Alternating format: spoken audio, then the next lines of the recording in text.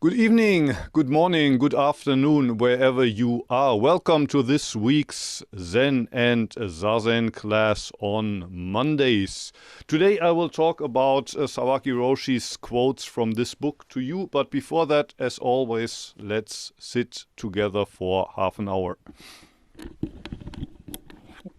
30分钟坐下，然后今天讲泽木老师那本书。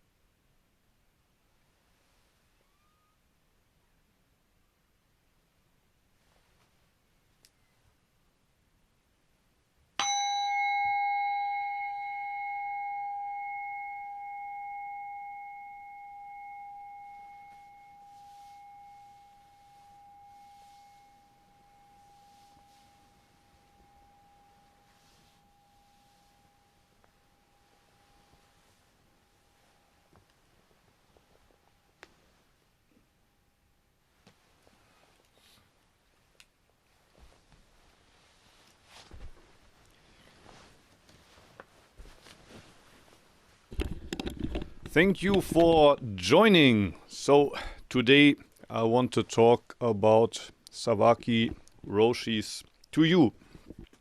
We will talk about the final part of the 5th chapter. In the printed version, that would be page 34. The rich are rich because money is important to them. That's why they don't give any of it away. So if anybody is here who wants to become rich, don't give your money away. But I think that's not what Sawaki Roshi is trying to say. The more money you have, the more attached you are.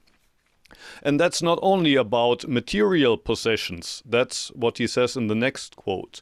Some think they are important because they have money. Others think they are important because they have satori. Satori can also turn into a possession. What was his name? I think Chogyam Trungpa, who wrote a book with the title Spiritual Materialism. So at first, maybe when we're in our teens, we want to have romantic possessions. We want to have a girlfriend, a boyfriend. Then we want to have a motorbike. We want to have a job. We want to have money. And at one point, we realize it's pretty stupid. But then we do the same thing with Zen, for example. We want to have enlightenment experience. Or if you do yoga, you want to get better at yoga. You want to unlock asanas. You want to be faster than the others. So the same thing that happens in the so-called material world can also happen in the so-called spiritual world. You want more. And you think you are important because you can sit in full lotus, or you think you're important because you had some enlightenment experience 3 years or 5 years ago. Anyway, Sawaki Roshi continues. But no matter how much you puff up your personal sack of flesh, you won't end up becoming anything besides a monster. So I'm important because I have a car, a house, money, satori. That will turn you into a monster. That which can't be made into an individual possession fills the entire universe. So if you have a satori experience, but it's your personal satori experience, and if it wasn't, you couldn't talk about it. How can you talk about a satori experience that isn't your personal experience? On the other hand, then, but if it's something that belongs to you personal, why make such a big fuss about it? Buddhism is not something that you can call your own. That which can't be made into an individual possession fills the entire universe. If it's something that belongs to you, it doesn't fill the whole universe. Where personal thoughts come to an end is where the buddha-dharma begins. The buddha-dharma begins where you end. If it's not about you anymore, that's where buddha-dharma, the real thing, starts. Okay, there's one more quote, but before I read that one, maybe Xuan-san, if you like, you can translate. 老师刚刚读了2段，我给大家简单的翻译一下。就前面第一段呢是，有钱人之所以变得很有钱，有钱人之所以认为钱很重要，钱对他们来说很重要，这也是为什么他们不会把钱给别人。就是有钱人他变得有钱，是因为他认为钱很重要，同时他也是为什么他不会把这个钱给别人。然后这是第一段，第二段呢比较长，第二段讲了，就是有一些人认为他们很重要，因为他们有钱。有一些人认为，就是用我瑜伽里面叫 samadhi，然后然后坐禅里面叫禅定。有些人认为他们很重要，是因为他们入定了，或者说我们用瑜伽的来说，他们到了 samadhi。但是不管不管如何，不管怎么样，这些都是你就好像你个人的一块肉，然后就是它不会让你它不会让你从呃变成一个怪物走出来，就是它是英语啊，它直译就是说，它不会因为这件事情而让你变得不是一个怪物。嗯，就是大概是这个意思。然后后面一段是，嗯。我们整个世界呢，它不是一个个人的一个独立的一个独立和个人的一个位置，它不是被所有个人或独立的东西所填满的，就是我们整个宇宙。然后，但是这个我们就是佛教里面讲的是佛性哈，然后它开始于我们个人的想法终结的时候。就是简言之，就是当你有其他总是在想到自己的时候，其实佛性是不可能开始的。它开始于你放下了自己个人的一个想法。然后刚刚老师就是说，我们有一些人他可能特别迷恋于金钱，一样的就是有一些就像这种事情，他也在呃精神追求的这个修行当中也会出现。比如像我们可能特别迷恋于你一定要到达，你一定要入定，或者你一定要或者你在坐禅在练习的时候一定要到达萨玛迪。就好像我们有的人可能会意识到，比如说你很想要有个女朋友、男朋友，或者是变得很有钱，或者是有一个很好的工作。我们有的人可能会意识到这些事情，追求这些是一件非常愚昧的事情。但是你很难意识到，原来我们在精神世界当中，我们的精神追求当中也会有这种愚昧的事情发生。比如说练瑜伽，像你总是想比别人练得快一些，或者是你总是想要更多的体式。你总是想要有一个很好的一个瑜伽练习，其实，在精神世界的追求当中也经常发生。嗯，就是我们说入定或者是入禅，它是一个个人的观点，是你个人的一个体会。它其实并不是一定，它是不是真的入定和入禅的感觉，其实很难说清楚，因为它是你个人的一个感受。它和世界、宇宙的这个大的能量是不是一回事儿，其实真的很难说。所以我们佛教里面讲的佛性啊，或者说佛呢，它不是什么你可以称之为这是你的时候可以有的一个东西，或者是一个什么精神上面的追求。这个佛性呢，它开始于你停止自己，然后这是刚刚老师大概其分享的，他可能一会儿还会读一段。还有，然后大家有问题一会儿可以提，然后老师可能后面还会讲啊。Thank you. So, the next one is the last quote in chapter 5. In the world, it's always about winning or losing, plus or minus. Yet in the Zen, it's about nothing.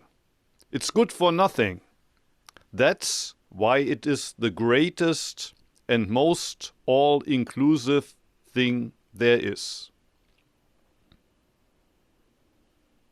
There's nothing to win, there's nothing to lose with doing Zazen. And then he adds a saying by Dōgen, or actually it's a poem. Dōgen says, "The flowers that bejewel the sky of my heart, I offer them to the Buddhas of the three worlds." So whatever appears during Zazen, whatever you might, for example, gain during Zazen, if there's any insights, there's some experience, maybe it helps you to calm down. Don't cling to it.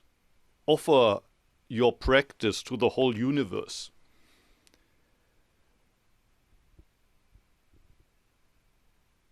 even this practice of sitting for half an hour, it should be an offering. Of course, you can't do it for somebody else. You can't do Zazen for somebody else. But also you shouldn't do it with the idea, I do this for myself, so that I get ahead. You shouldn't do Zazen with the idea to collect points. It's an offering. In a way, like Dōgen Zenji speaks about the dropping off of body and mind. So you offer your body and mind to the universe, you could say. Zazen means to make an offering of this very body and mind of yours. Okay, thank you. Maybe Schwanzan, you can translate, and after that, if you have questions, feel free to ask or share whatever you would like to share. 然后后面大概其的意思就是说，在这个世界上，我们总是关于赢或者是输，要么是多一点什么，或者是少一点什么，要么最多，要么最少。但是在坐禅当中，呃，就是不是一个关于什么的，什么也没有，它不会得到任何好处。这就是为什么，为什么这个坐禅非常的伟大，并且它包括了任何的事情。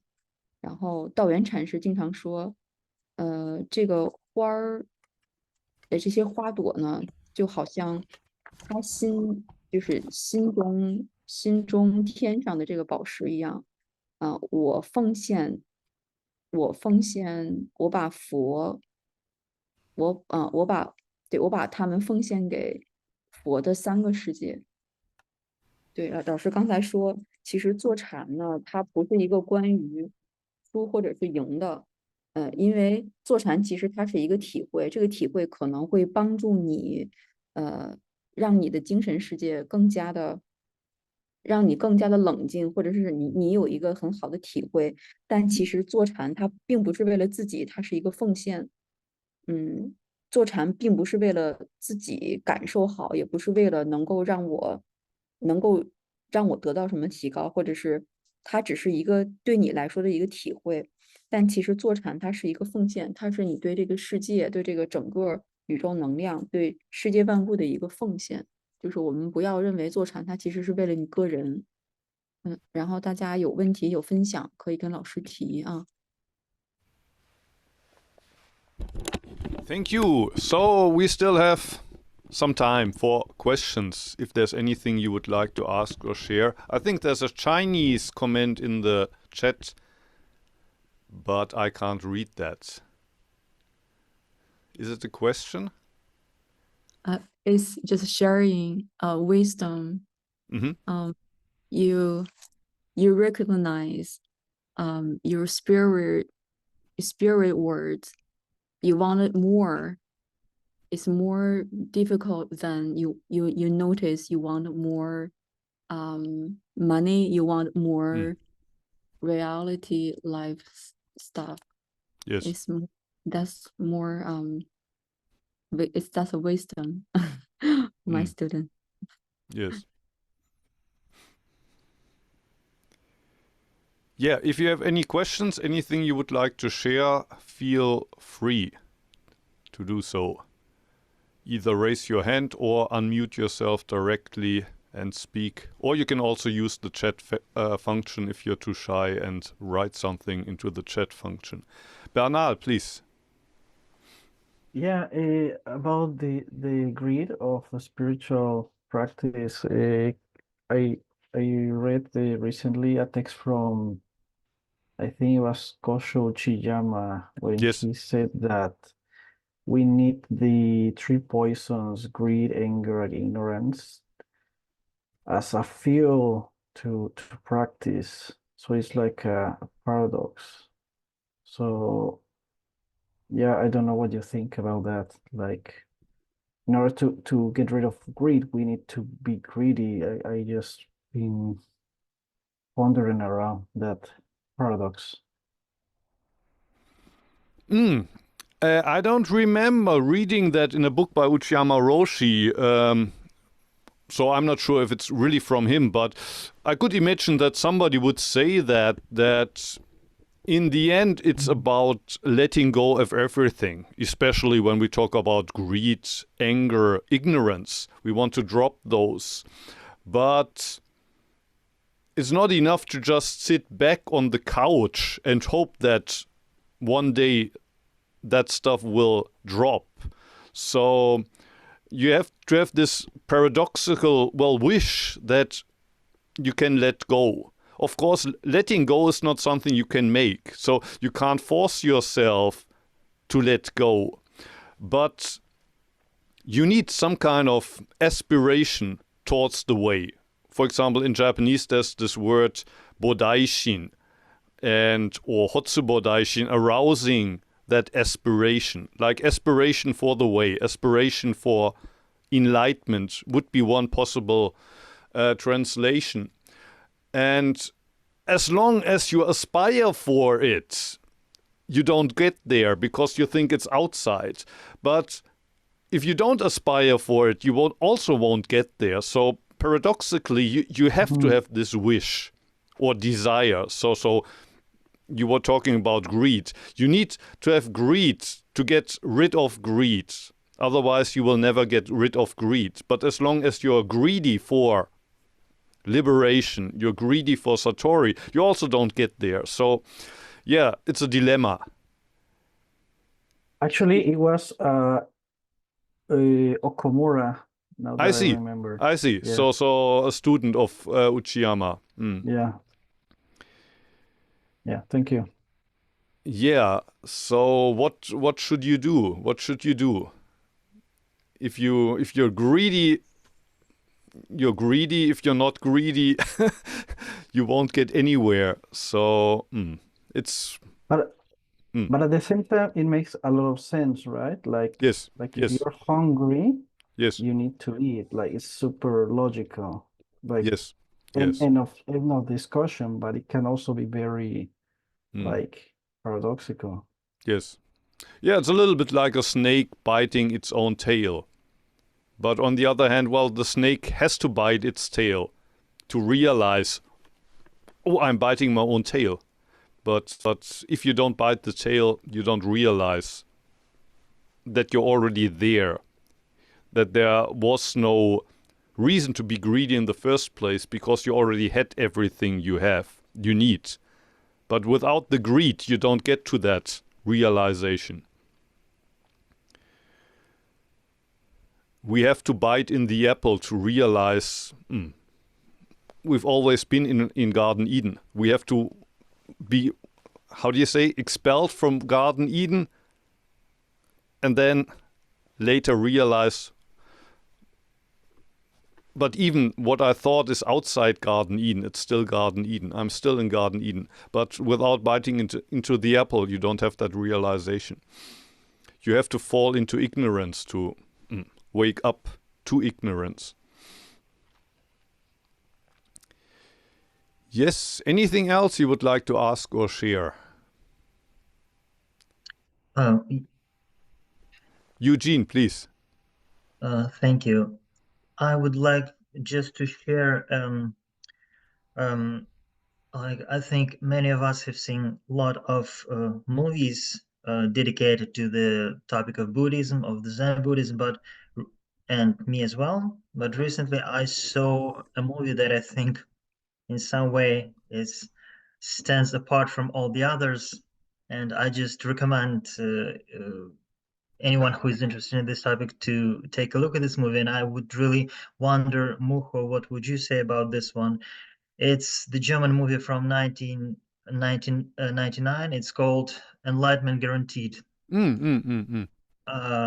This is about two German brothers who travel to Japan into the Zen monastery, and I think it was filmed actually in a real monastery with real monks. And just my suggestion for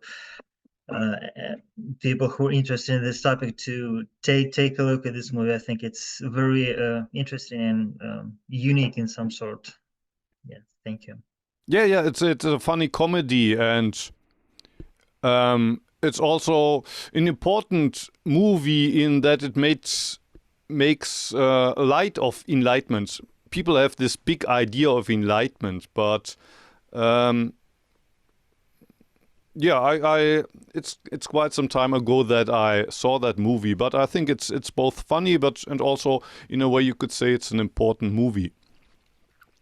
And I know one of the monks who lived in the monastery where they filmed the movie, but it seems that the abbot and the other monks, they were not aware that it's supposed to be a comedy. They thought they were taking part in a serious documentary, and they were a little bit disappointed afterwards. Then they Really? realized, oh, this is just a comedy. But I think, yes. but it's worth seeing. Yes, and it was, I think it was, well, in my impression, it was less a comedy. It's more of, well, it's not a comedy like, something like Show of Benny Hill or something with Jim Carrey or something like this, but it had some points of humor.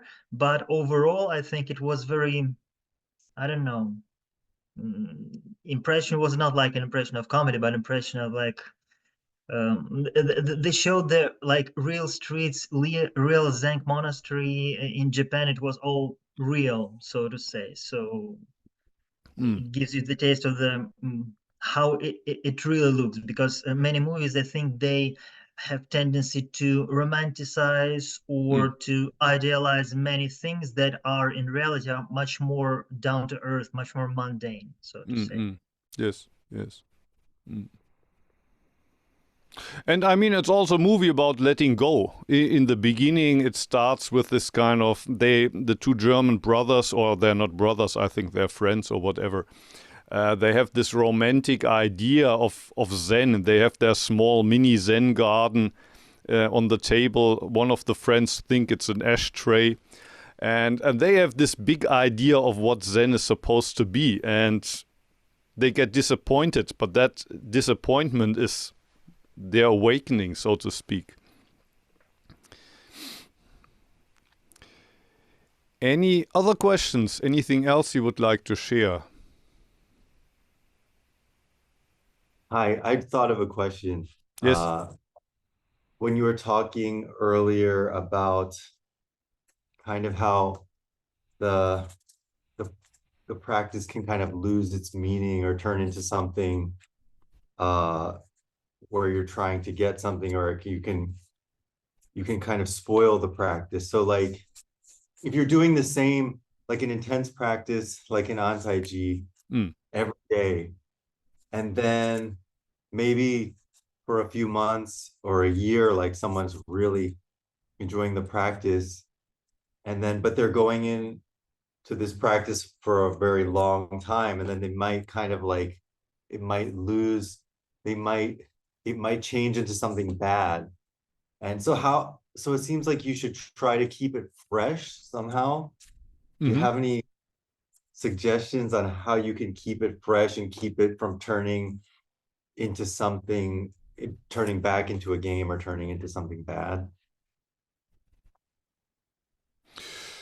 Well, if you practice Antaiji style, the danger that it turns into a game is pretty low, because you don't get anything. Nobody talks about enlightenment experiences. Nobody kind of pats you on the back. Oh, you're making progress. There are no steps to climb.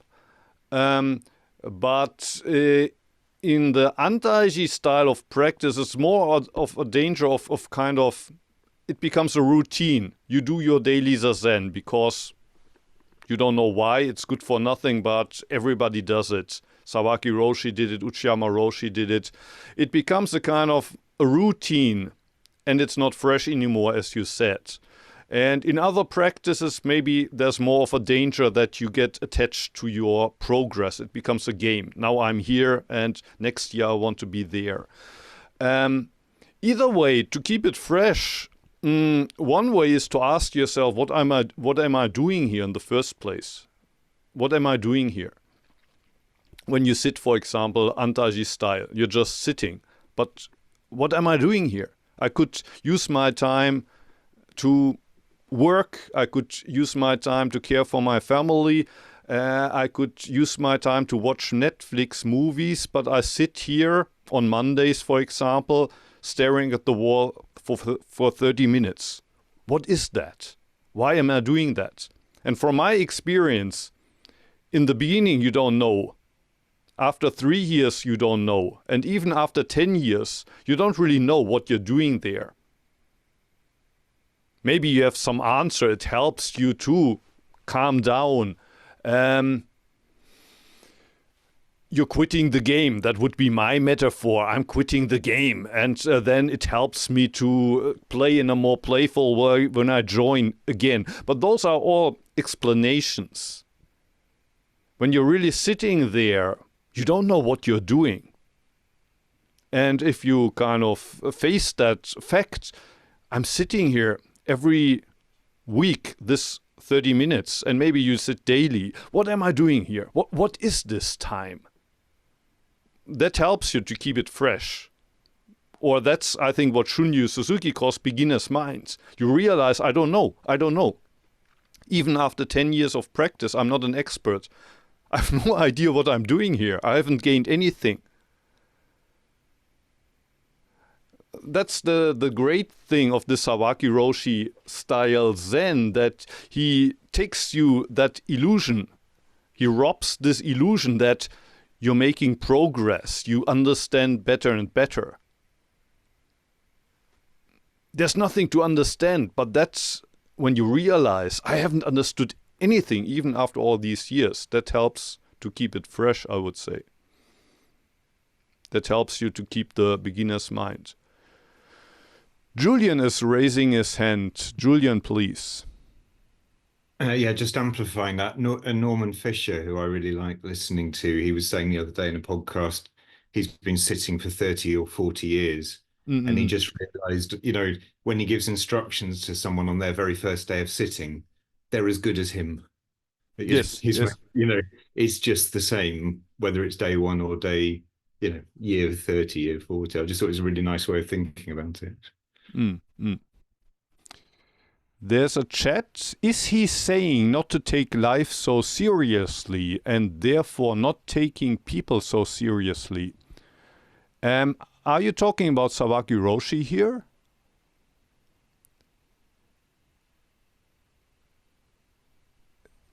And therefore we just accept everything as it is and don't try changing anything, as there is no good and bad. Being great at something is nothing. Not being great is nothing. I am on the right path of understanding. Well, you could say so, but when you say take life not so seriously, it might sound to some people that there's something more important than life. And of course there isn't. There's nothing but this life. But I would say, and I think Sawaki Roshi would agree, you have to live it in a playful way. You don't have to attain anything. You don't live for something. So in that way, you don't take it so seriously. You take it in a playful way. You play it like a 3-year-old would play. You don't play to win the game. It's not about winning or losing. It's just about playing the play of life. Therefore, we just accept everything as it is and don't try changing anything, as there is no good and bad. Well, we can also try to change things when we feel, oh, this needs to be changed. But even that should be done in a playful way. Just because there's no good and bad doesn't mean that we shouldn't change anything. We have to keep everything as it is. Of course, we can change things. But also that should be a playful way of changing. Not being great is nothing, and being great is also nothing. Yeah, I would agree with that.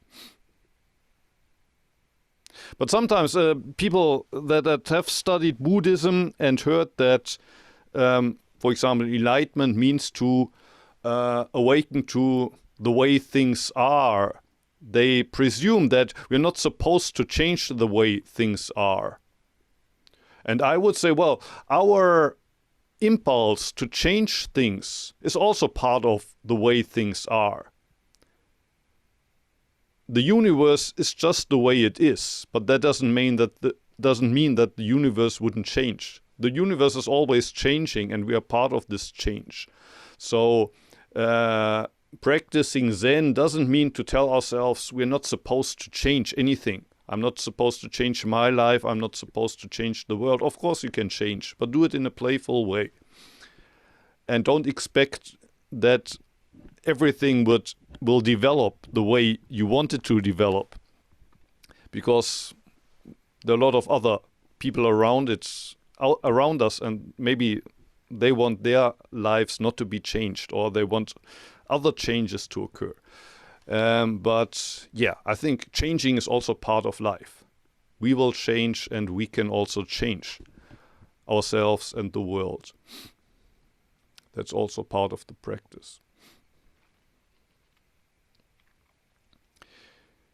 Okay, do you have any other questions? Anything else you would like to share? If not, it's already here. It's past 9 here in Japan. And if you have no other questions, I would say let's finish for today. And if you like, come back next week. Same time, same place. Next week, I wanted to start my talk on the Heart Sutra, Hanya Shingyo.